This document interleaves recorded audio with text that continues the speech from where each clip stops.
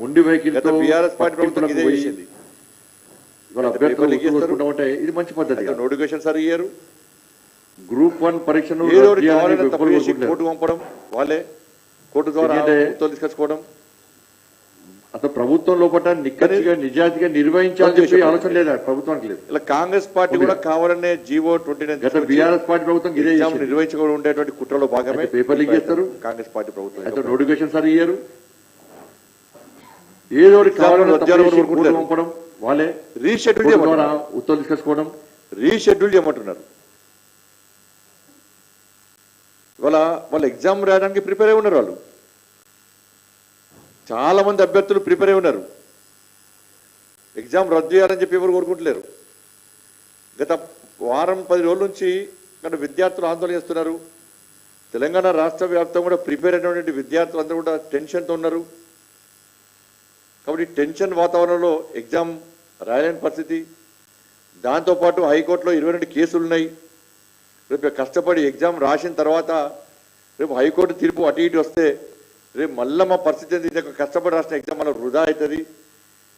కాబట్టి ఆ కేసులు అన్నింటినీ కూడా పూర్వాపరాలు చర్చించి అన్ని వాస్తవ విషయాలు గ్రహించి నెక్స్ట్ ఫ్యూచర్లో ఇబ్బంది లేకుండా పరీక్ష నిర్వహిస్తే మాకు ఎలాంటి అభ్యంతరం లేదని చెప్పి మాత్రమే అభ్యర్థులు కోరుతున్నారు తప్ప రద్దు చేయాలనో వేరే ఉద్దేశం భారతీయ జనతా పార్టీకి లేదు, అక్కడ అభ్యర్థులకు లేదు. మరి దీని మీద ప్రభుత్వం ఎందుకు ఇలా మీన విషయాలు లెక్క పెడుతుందో అర్థమవుతుంది. ఇప్పటికి కూడా మొండివాదన ఎందుకు చేస్తుందో ఇప్పటికీ అర్థం లేదు. మరి గతంలో రాహుల్ గాంధీ గారు ఇదే సెంట్రల్ లైబ్రరీకి వచ్చి అనేక మాటలు మాట్లాడిపోయాడు. ఏది పడుతుంది మాట్లాడిపోయాడు. బీఆర్ఎస్ పార్టీని పొట్టుపొడి తిట్టాడు. మేము కూడా హ్యాపీగా ఫీల్ అయినాం. మంచి తిరుగుతుండ్రు రాజ్యపాన్ని. కానీ ప్రభుత్వం ఏర్పడ్డది. ఇదే యువత నిరుద్యోగులు నమ్మి మాకు ఇవ్వాల్సిన ఓటు అంత నమ్మి వాళ్ళకి ఓటేసారు. ఓటేసిన పాపానికి మళ్ళీ సోనియమ్మ బర్త్డే అని చెప్పి మళ్ళీ కొత్త స్టార్ట్ చేసేయాలి. తెలంగాణ సోనియమ్మ బర్త్డే తెలంగాణ రాష్ట్రానికి ఒక బలిదినం కాబోతున్నది. వాళ్ళు యువతకు ఒక బలి రోజు కూడా కాబోతున్నది. వాళ్ళు సోనియమ్మ బర్త్డే రోజు ఏం చేస్తారు? వీళ్ళు ఎంతమంది బలి తీసుకుంటారు అప్పటి వరకు? వాళ్ళ విద్యార్థులు టెన్షన్ చూస్తున్నారు. చాలా బాధ అనిపించింది. ఏడుస్తున్నారు. మరి అప్పుడు మాట్లాడిన రాహుల్ గాంధీ గారు వాళ్ళు ఎందుకు మాట్లాడుతున్నారు? వాళ్ళు సోనియమ్మ బర్త్డేను బల్లి రోజుకి ఎందుకు మారుస్తున్నారు కాంగ్రెస్ పార్టీ ప్రభుత్వం? నిజాం కాలంలో పాలన చూసినాం, మళ్ళీ బీఆర్ఎస్ పార్టీ చూసినాం, మళ్ళీ కాంగ్రెస్ పార్టీ గదిలి పడుతున్నది. స్థానిక పోలీసు అధికారులు ఒకళ్ళిద్దరు ఇక్కడ మహిళలు చెప్తుంటే కనీసం మహిళలను చూడకుండా మొత్తం ఎంత అరాచకంగా హాస్టల్లో పడి చూరబడి వివరించారు వాళ్ళు చెప్తూ చాలా బాధ అనిపించింది. ఒక ప్రెగ్నెన్సీ గర్భవతి ఉన్న లేడీని కూడా కొట్టారు. వాళ్ళ అమ్మా నాన్న వస్తే వాళ్ళ అమ్మా నాన్నతో ఛాయ్ తాగుతుంటే ఒక గ్రూప్ 1 అభ్యర్థిని తీసుకొచ్చి వాళ్ళ అమ్మ నాన్నమ్మ దగ్గర కొడుతుంటే వాళ్ళ అమ్మ నాన్న ఏడుస్తున్నట్టు వీడియో చూస్తే ఎంత బాధ అనిపించింది చూడండి సార్. షాపులలో దాక్కుంటే తీసుకొచ్చి కొట్టారు. హాస్టల్లో చొరబడి కొట్టారు. అక్కడ పోలీస్ అధికారి నా స్థాయిలో మాట్లాడదు కాబట్టి మాట్లాడలేదు, కానీ ఒక పోలీస్ అధికారి పేరు చెప్తున్నారు వాళ్ళు. ఆయన వీళ్ళ విద్యార్థులు అందరూ ఏడుస్తున్నారు. అమ్మాయిలు ఏడుస్తున్నారు. ఇవాళ సార్ మమ్మల్ని కొట్టింది సార్, మమ్మల్ని కొడితే పడతాం కావచ్చు, మా అమ్మా నాన్నలను బూతులు తిట్టింది సార్, ఆయనే చెప్పరాని మాటలతో తిట్టింది సార్. చచ్చిపోదాం అనుకున్నాం సార్ మేము, కానీ మా అమ్మ నాన్నలకు భారం అవుతుంది, మేము గ్రూప్ 1 సక్సెస్ కావాలి, మేము అధికారులంగా మేము ఆఫీసర్స్ కావాలి, మా తల్లిదండ్రులు కలగలిగినటువంటి కళ నెరవేర్చాలని చెప్పి ఒక బాధ ఒక ఆలోచనతో మాత్రమే బతుకున్నాం సార్. కానీ ఆ పోలీస్ ఆఫీసర్ తిట్లను భరించలేము సార్ అంటున్నారు. ఇంత తప్ప ఏం జరిగినారు? వాళ్ళు చేసిన తప్పేది వాళ్ళు గింత అరాచకమయ్య అలా.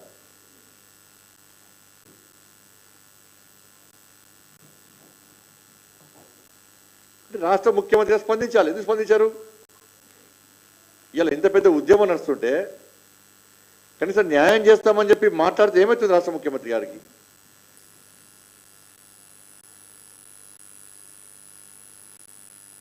మేము ప్రశాంతంగా ఆందోళన చేస్తుంటే అక్కడ అడ్డుకుంటారు. నన్ను అరెస్ట్ చేయలేను, మీరు నన్ను అరెస్ట్ చేయలే, దయచేసి టీవీలో అరెస్ట్ చేయలే, నన్ను ఇక్కడ తరలించేటప్పుడు అరెస్ట్ చేయలే, దయచేసి పెట్టలేదు, అరెస్ట్ చేయలే, నన్ను నన్ను అరెస్ట్ చేసేద్దామా ఊరుకుందాను ఈడ.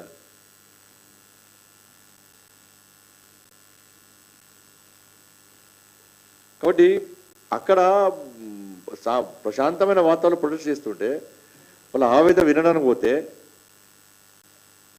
అడ్డుకునే ప్రయత్నం చేయడం, అభ్యర్థులు భయపడుతున్నారు. నన్ను పోయినవంటే వాళ్ళు ఎట్లా భయపడుతున్నారు, దండం పెడితే కాలు మొక్తని పసుకొచ్చింది. అలా మీరు పోయిన వెంటనే కొడతారన్న మమ్మల్ని, లాఠీచార్జ్ చేస్తారన్న, దండం పెడతామన్నా అంటే పసుకొచ్చింది వాళ్ళకి. ఇటువంటి టెన్షన్లో ఉన్న వాళ్ళు ఎగ్జామ్ ఏ విధంగా రాస్తారు వాళ్ళు?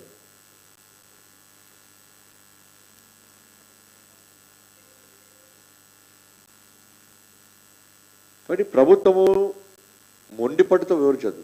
సమస్య ఉన్నప్పుడు ఆ సమస్య పరిష్కారం ఏంది, ఏ విధంగా సమస్యను పరిష్కరించాలని చెప్పి ఒక ఆలోచనతో ఉండాలి తప్ప వేరే రకంగా వివరించదు.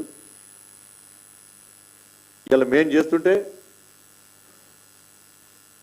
బీఆర్ఎస్ పార్టీలో వచ్చారు. బీఆర్ఎస్ పార్టీ భారీ కుట్ర వేసింది. వాళ్ళ నిరుద్యోగుల జీవితాలతో చెలగాడమాడే ప్రయత్నం చేసింది. మా ర్యాలీలో చూడబడి, నిరుద్యోగ ర్యాలీలో చూడబడి విధ్వంసం చేసే కుట్ర బీఆర్ఎస్ పార్టీ చేసింది. వాళ్ళ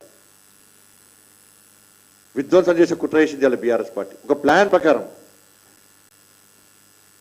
ఇవాళ ఇది భారీ కుట్ర. ఇది కుట్ర చేసి ఏం తెలియనట్టే మళ్ళీ వచ్చి ర్యాలీలో పాల్గొనే ప్రయత్నం చేస్తే అక్కడ నిరుద్యోగ యువత అంతా కూడా గో బ్యాక్ అని ఉన్నారు. వాళ్ళ అడ్డుకున్నారు బీఆర్ఎస్ పార్టీని. కానీ కొన్ని టీవీలో బీఆర్ఎస్ పార్టీ వాళ్ళు వచ్చినట్టు వాళ్ళని స్వాగతం పలికినట్టు చూపడుతున్నారు. బీఆర్ఎస్ పార్టీ అటు నిరుద్యోగ యువత అడ్డుకున్నారు. వాళ్ళను గ్రూప్ 1 విద్యా అభ్యర్థులు అడ్డుకున్నారు. మీరే తక్కువ, మీరు కూడా ఇదే అశోకన్న చౌరస్తలో లాఠీచార్జ్ చేశారు. ఒక్క గ్రూప్ 1 ఎగ్జామ్ పెట్టిన నిర్వహించాలి. మీరు ఒక్కరికి ఉద్యోగం వేయలే, మీకేమన్నా అవుతుంది రావడానికి అని చెప్పి అడ్డుకునే ప్రయత్నం చేశారు. ఎందుకంటే మాకు వస్తున్న మహిళలు చూసి, టీవీలలో వస్తున్న సోషల్ మీడియా వస్తున్న మహిళలు చూసి తట్టుకోలేక విధ్వంసం చేసి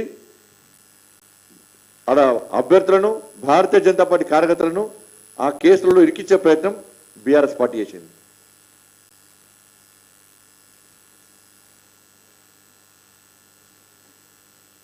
చర్చలకు ఎవరు పిలవలే. అక్కడ పోలీస్ అధికారులు ఫోన్ చేసి, సార్ మేము ప్రభుత్వంతో మాట్లాడే అవకాశం ఉంటే చెప్పండి, గ్రూప్ 1 అభ్యర్థులు పిలవండి, ఎవరైనా వస్తే మాట్లాడించే ప్రయత్నం చేస్తామంటే వారు అడిగినప్పుడు గ్రూప్ 1 అభ్యర్థులను అడగాల్సిన బాధ్యత నా మీద ఉంటుంది. రేపు మేము అడిగిన కూడా బండి సంజయ్ గ్రూప్ 1 అభ్యర్థుల సమాచారం ఇవ్వలే, మేము చర్చలకు పోయేవాళ్ళం అన్నా కూడా అంటారు. గిట్ట బీఆర్ఎస్ పార్టీ వాళ్ళక వీళ్ళక దూరపడి. అందుకే గ్రూప్ 1 అభ్యర్థులు ఉపయోగించుకోవడానికి వారి చర్చలు మాకు వద్దు, మాకు రీషెడ్యూల్ కావాలి, దాంతోపాటు జీవో 29 రద్దు చేయాలి. మా ఇవే డిమాండ్లు. ప్లస్ స్థానిక పోలీస్ అధికారుల మీద చర్యలు తీసుకోవాలి. ఇవే 3 డిమాండ్లు అని చెప్పిన తర్వాత మేము దాన్ని మళ్ళీ తిరిగి కొనసాగించడం జరిగింది. కాబట్టి ఇటువంటి పరిస్థితుల్లో పెట్టక మీరు పెట్టారు, అందరు సంతోషపడ్డారు. కానీ దాన్ని కూడా రద్దు, వేరే పరోక్షంగా రద్దు చేసే ప్రయత్నం చేయడం ఇది సిగ్గుచేయడం మంచి పద్ధతి కాదు. కానీ ప్రభుత్వం వెంటనే దిగి రావాలి, వాళ్ళతో చర్చలు జరపాలి, వాళ్ళ బాధలు వినాలి, నిన్న మొన్న జరిగిన దాడుల గురించి తెలుసుకోవాలి, అక్కడ పోలీసు అధికారుల మీద చర్యలు తీసుకోవాలి, ఎగ్జామ్ను రీషెడ్యూల్ చేయాల్సిందిగా భారతీయ జనతా పార్టీ డిమాండ్ చేస్తున్నది. మూర్ఖుడు మాట్లాడేస్తుంటారు. ఫాల్తు రాజకీయాలు చూసినా ఇప్పుడే చెప్తున్నారు, మనోళ్ళు చెప్తున్నారు. ఇప్పుడే నేను పేపర్ లీక్ చేసినట, మీ అయ్యా, నువ్వు, మీ అవ్వ. నేను మళ్ళీ చెప్తున్నా, నువ్వు 2 విషయాలు ప్రమాణం చేయి. నీ ఫాల్తు రాజకీయాలు చేస్తే రోడ్ల మీద ఉరికిచ్చి కొడతారు. బిడ్డ అనేదో ప్రభుత్వం ఉందనుకుంటున్నావు. Useless fellow. ఏం మాట్లాడినా వ్యక్తిగతంగా మాట్లాడతావు నువ్వు. పిచ్చి బాబులు కొడతారు, రోడ్ల మీద రాళ్ళతో కొడతారు ప్రజలు. సిగ్గు లేదు, మూర్ఖుడు. నీ చేయబట్టే నీ అయ్యా రెస్ట్ తీసుకుంటాడు. ఇవాళ నీ అహంకారం చేయబట్టే రెస్ట్ తీసుకుంటాడు. నీ భాష, నీ వేషాధారాలు చూసి, నీ వ్యవహారాలు చూసి, నీ క్యారెక్టర్ చీత్తు నీ బతికేంది అడుగుతున్నారు. ఇదో బతక నీది. పోయి బయలుదేకు, నీ లేని బయలుదేకు. నువ్వు మనిషివి, ఇదో మనిషి పుట్టుక అనేది.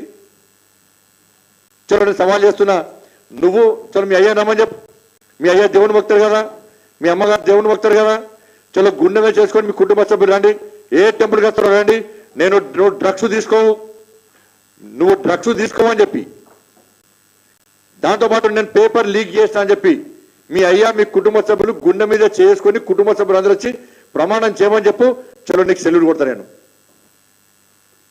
నువ్వు డ్రగ్స్ తీసుకోడు, నా కొడుకు డ్రగ్స్ తీసుకోడు,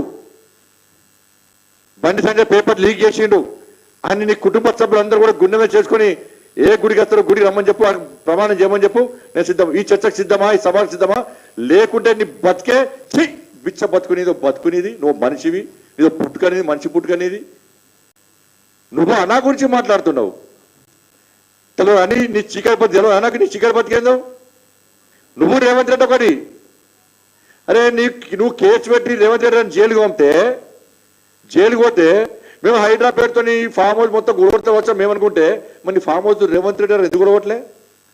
నువ్వు రేవంత్ రెడ్డి గారు ఒక్కటి కాకుంటే నీ ఫామ్ హౌస్ ఎందుకు గుడగొట్టలే? డ్రగ్స్ తీసుకునే నీ కేసు, డ్రగ్స్ కేసు ఏమైంది?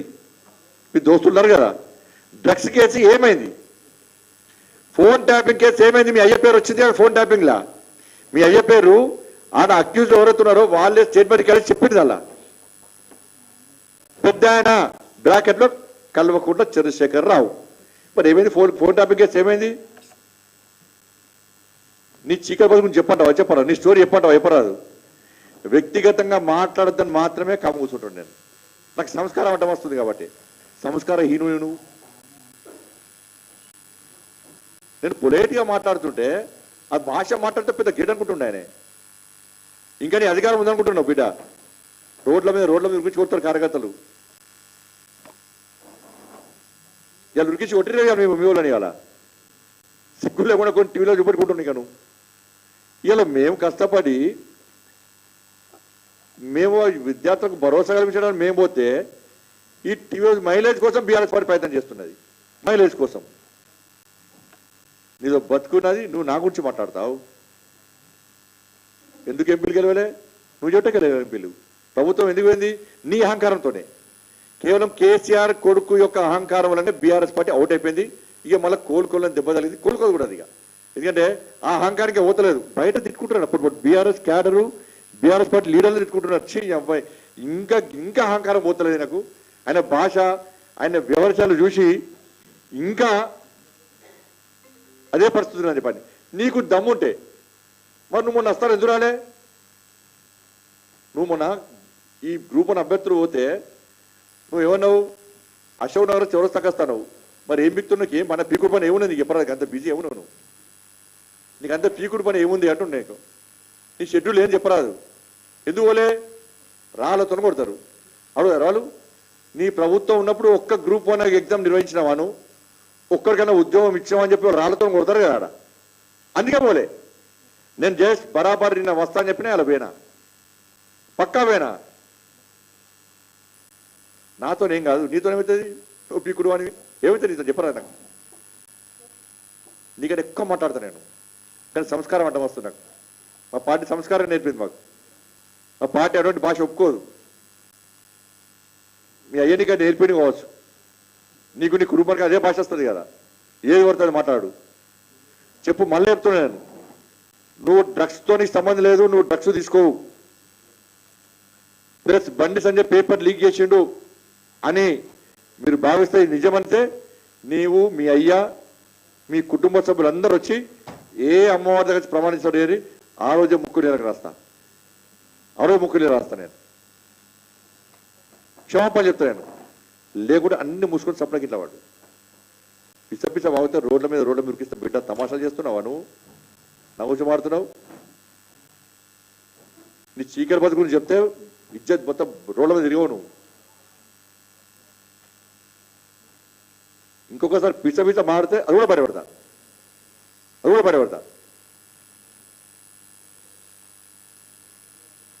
ఇదే చౌరస్తాలో మీ అయ్యను వచ్చి కొట్టేయలేదా నువ్వు చెవులను? ఇంకా ఇంటర్మీడియట్ విద్యార్థులు ఆత్మహత్య చేసుకుంటే సిగ్గు లేకుండా వాళ్ళ పేరెంట్స్ని కొట్టించినావు, రైతులను కొట్టించినావు, మహిళలను కొట్టించినావు.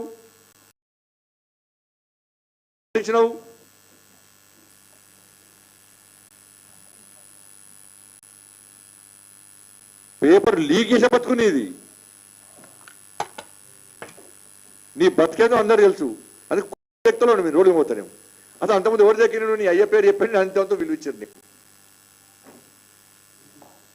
కుక్క లేకే రోడ్ల మీద నేను నువ్వా నా గురించి మాట్లాడేది నువ్వు రద్దులు పెట్టుకొని మాట్లాడాలి బండి సంజయ్ చరిత్ర తెలియదు బండి సంజయ్ గురించి తెలియదు నీకు ఇంకా అయ్య పేరు చెప్పి రాజకీయాలకు రాలే నేను తెలంగాణ ఉద్యమం నడుస్తుంటే కంకులు కాల్చే కాడ పోయి దోషదేశ కాడ పోయి జై తెలంగాణ అని చెప్పి అయ్య పేరు చెప్పుకొని రాలే మొత్తం ఫ్యామిలీ ప్యాకేజ్ లెక్కనే వచ్చేసిరే వచ్చేది పాములు చిమడు పుట్ట పుట్టలో పాములు దొరికినట్టు సొర్రీనా అయిపోయా కుటుంబం మొత్తం తెలంగాణ సర్వనాశనం చేసి మళ్ళా సిగ్గు లేకుండా ప్రజలు చీకొట్టి తూ అన్నా కూడా దేశం విడిచి సప్లైకైనా వీకగా బిల్ల విస్తరుకునే దేశం విడిచి పోకగా సిగ్గు లేకుండా ఇంకా ఇంటికి వచ్చి ఇంకా బతుకుతారు మీరు బతుకు మీది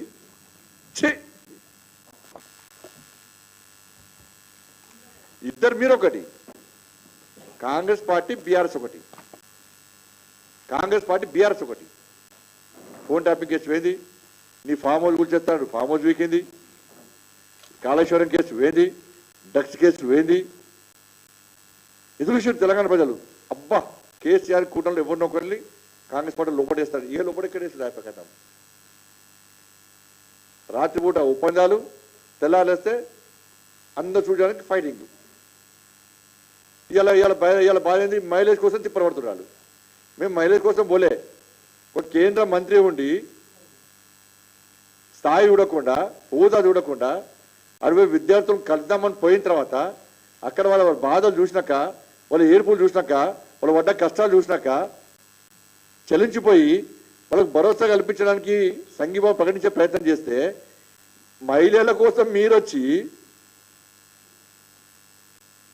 టక్క మీడియా పిలిపించి టీవీలలో బ్రేకింగ్ బీజేపీ బ్రేకింగ్ వస్తుందని చూసి ఆ బ్రేకింగ్లో ఇవి చూడడానికి మరి మీడియా పిలిచి ఏదో మాట్లాడి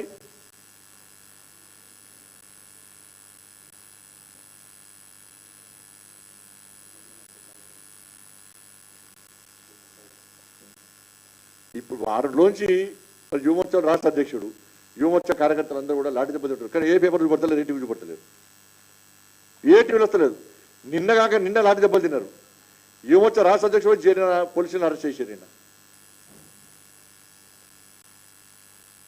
మరి కేటీఆర్ ఏదో మాట్లాడిన వాగిండనైనా మొరిగిండనైనా మొత్తం బ్రేకింగ్ వస్తుంది మర్చిపోరన్న ఆ కుటుంబం కథం కేల్ కథం దుకాణం బంద్ ఇప్పుడు లేస్తుందా ఇవాళ 4 వచ్చి లేడారు వాళ్ళు ఎంబడి 10 మంది లేరు లేపినా లేవదే జేసీబీ బట్టి లేపినా లేవది అటు ఇటు కానీ సంసారం ఏమంటే చేస్తాడు ఆడు బీఆర్ఎస్ పార్టీ పరిస్థితి కదే జేసీబీ బట్టి లేపినా లేవది బీఆర్ఎస్ పార్టీ క్యాడర్ లేస్తురా ఎక్కడైనా ఉద్యమం చేద్దామంటే ఇవాళ కనీసం వాళ్ళకి క్యాడర్ లేదు అబ్బోగా క్యాడర్కి ఇట్లా ఆగుతురా వాళ్ళు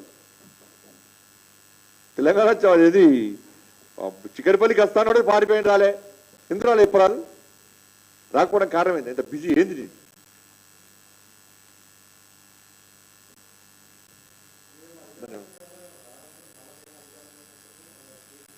వస్తుందా రాజేడు అన్న నువ్వు చెప్పావు బీఆర్ఎస్ అధికారానికి వస్తా చెప్పు వస్తా నీకు నమ్మకం ఉందా చెప్పు నువ్వు చెప్పు ఇక్కడ ఎవరికైనా నమ్మకం ఉందా మీరు వాళ్ళు చెప్తున్నారు ఇంకా బీఆర్ఎస్ పార్టీ ఇక్కడే ఏది జరిగినా 2028లో నేను గర్వంతో అహంకారంతో చెప్తానండి నేను వాళ్ళకి అహంకారం గర్వం నాకు లేదు 2028లో ఎట్టి పరిస్థితుల్లో తెలంగాణ రాష్ట్రంలో ఏర్పడేది భారతీయ జనతా పార్టీ ప్రభుత్వం ఇది వాస్తవం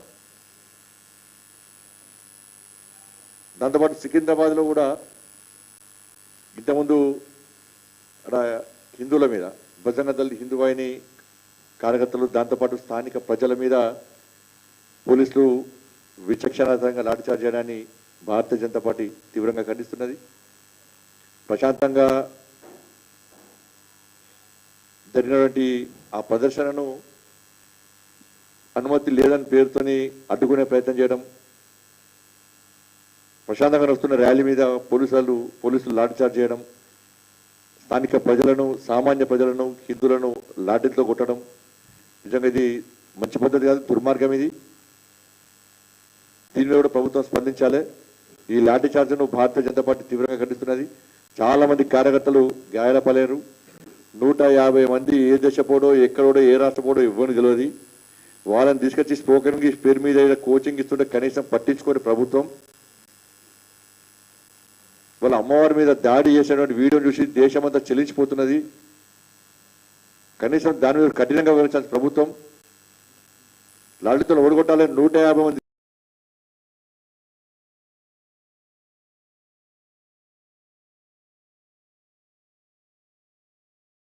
ర్యాలీ ఇస్తున్నాడు.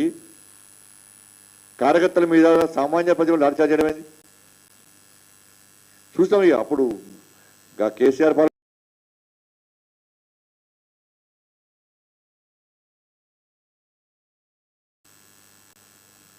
అరాచకాలు చేస్తున్నారు వాళ్ళు కూడా. కాబట్టి ఇటువంటి పరిస్థితి మంచిది కాదు. దాంతోపాటు ముఖ్యమైన విషయము నేను మళ్ళీ చెప్తున్నా, ప్రశాంతంగా ప్రొటెస్ట్ చేసినాం, వచ్చినాం. అరెస్ట్ చేసినటువంటి భారతీయ జనతా మహిళా మోర్చా, భారతీయ జనతా యువమోర్చా కార్యకర్తలతో పాటు అక్కడ గ్రూప్ 1 అభ్యర్థులు వెంటనే బేషరతుగా విడుదల చేయాలి. నేను మళ్ళీ రిక్వెస్ట్ చేస్తున్నా, మీరు విడుదల చేయనట్టయితే మళ్ళీ రోడ్డుకి ఎక్కాల్సి వస్తుంది, మళ్ళీ అశోక్ చౌరస్తా పక్కా పోవాల్సి వస్తుంది. మీరు వెంటనే విడుదల చేయండి, పోలీస్ అధికారులు చర్యలు తీసుకోండి. నేను మళ్ళీ చెప్తున్నాను, వెంటనే బేషరతుగా విడుదల చేయాలి. విడుదల చేసి మౌలను క్షేమంగా వదిలిపెట్టాలని చెప్పి మేము డిమాండ్ చేస్తున్నాం. లేకుంటే మళ్ళీ ఏ అర్ధరాత్రి అయినా కూడా అశోక్ నగర్ చౌరస్తా పోయే అవకాశం నాకు ఇవ్వకండి.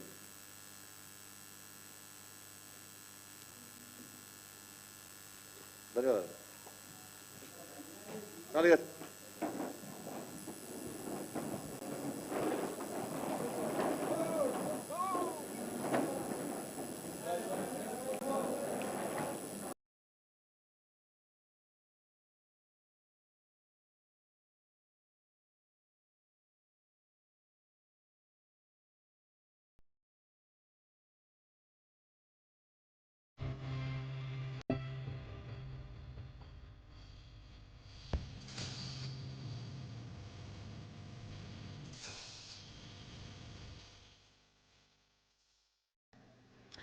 So, welcome back to the course on computer network and internet protocol. So, in the last 3 lectures we have looked into the basic quality of service architecture to provide quality of service over the internet.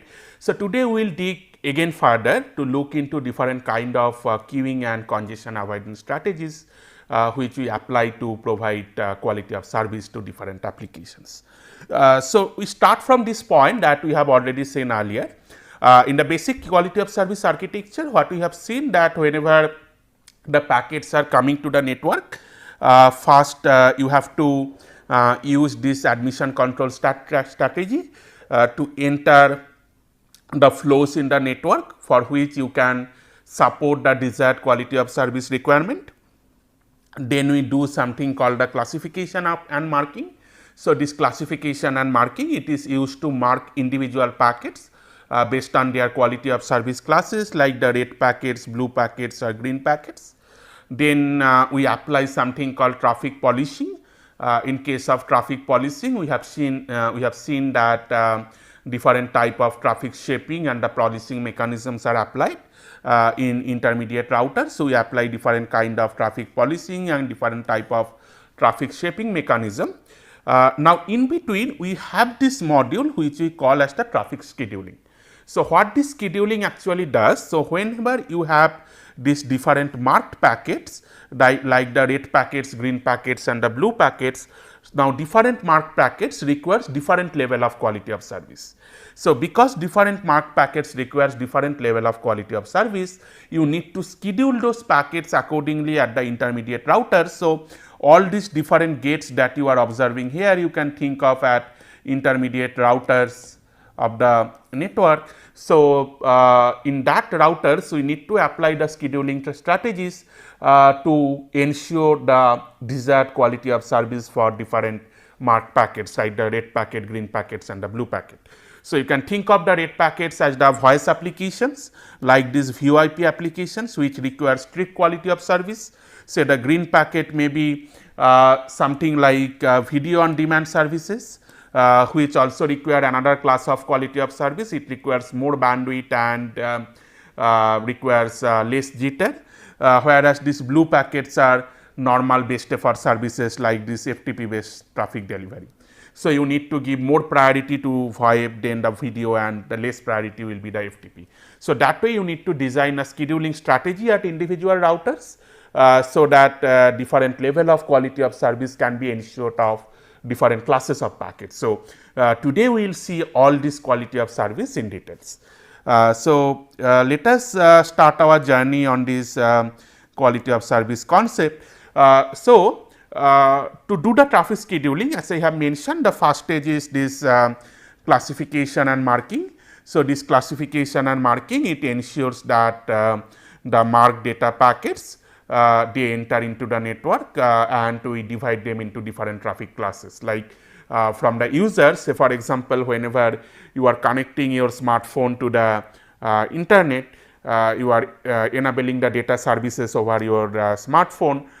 During that time, so if you have certain level of quality of service associated with your service provider, then the smartphone will or the smartphone or your SIM card will actually create one service level agreement with your service provider, say the Airtel or BSNL, that I want this much amount of service and I am paying you money for this particular service. So, treat my packets accordingly. Now, in that case, say for example, if you are going to have a VoIP service, voice over IP services. So, this voice over IP services is still not very popular in India, but in many countries they are very popular. So, if you are going to support these voice over IP services from your smartphone, then your network service provider at the first hop router, say the base station where your smartphone is connected, it should understand that well you are going to transfer this VoIP data, voice over IP data. Now, whenever it understand that you need to transfer this voice over IP data, during that time it mark these particular packets which are coming from your smartphone as the voice over IP data. Now, remember that in your smartphone you can run multiple applications. You can run Facebook,